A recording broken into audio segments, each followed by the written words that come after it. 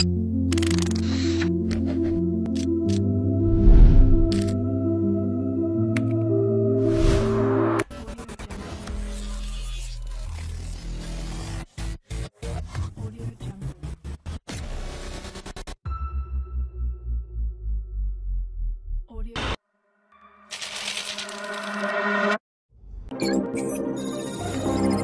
afternoon, everyone. I am Irish Mundeha, and today we will examine the evolution of information access, constructing perspective from the pre-digital era with contemporary experiences, and analyzing the enduring influence of television.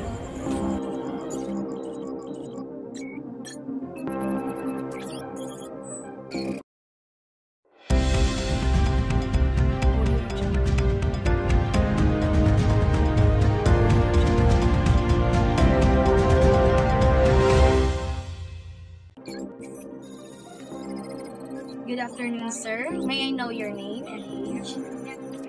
I am Florante Imperial. I am now 49. So, may I ask some question about information sources? So, first is, how did you get information before without using technology? Before, during our time, mostly sa among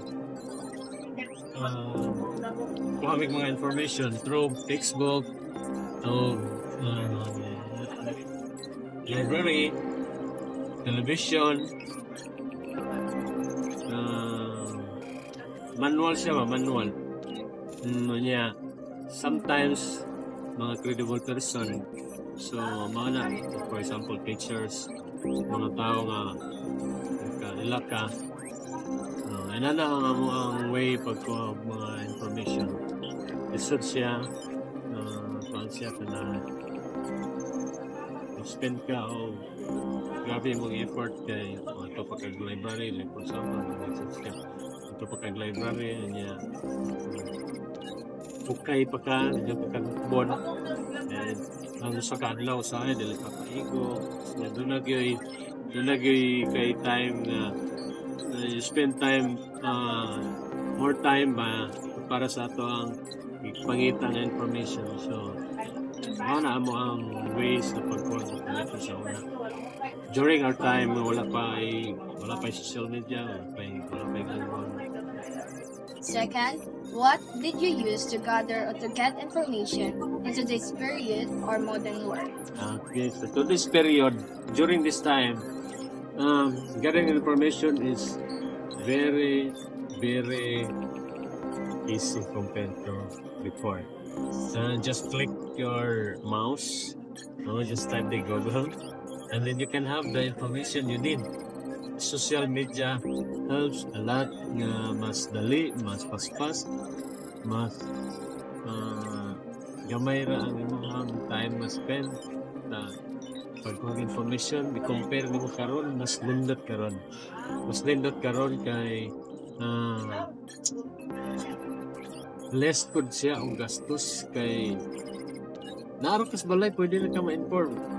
Nakasiguro pwede na ka nagigda ka pwede ka kakuha ng information. Sa una wala. Ako kay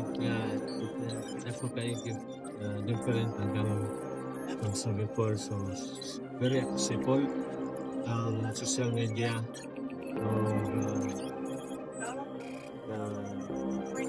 technology karon ako kay katapa, especially social media sa pagpag-information. Okay. So, third, how television influenced you to trust the information they provide? Television, when it comes to credibility, the most trusted information, the television is most credible compared to social media. Social media, anyone can inform us, pero not anyone is credible. Dili gyud tanan credible. Kaya pwede sa kinsa maghatag ng information, kaya pwede sa nga information gihatag dili tinuod. No, fake news, mostly sa fake news na agad social media. Sa mga sa disadvantage sa social media, kay dili tanan credible. Compare mo sa television, gihas-has na pa nila gisulti. Gi-edit ng mga editor and then especially the credibility giampingan lang nila, for example television na mga station. So amping sila, ampingan nila kay ang station nga ang ilang credibility ma-maintain nila. So before nila gisulti, ihapon sila giagian nya giagian nya gipang yung mga resources nila tinuod yun. So television mas credible siya, mao na nga mas influence pa ang television compared to social media kay tungod sa credibility, mas credible ang television. Thank you, sir. Okay, good afternoon, ma'am. So, can you please state your name and age? I'm Shirley Orsal. I'm 40 years old. So, these are the questions that we will ask. So, first, how did you get information before without using technology? So before, at my age, without using the new modern technology, in that day, we use telephone or letter or telegram. Second question, what did you use to gather or to get information in today's period or modern world? So in this modern world, so we use same as before, as a television, then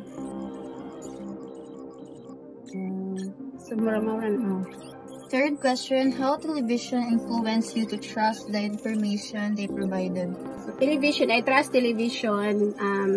I trust the Television information. the information sa gikuan sa television kay naa sila murag kanang gipak-state jud nila ang kanang the evidence, then stated ang day, the date, and the persons involved.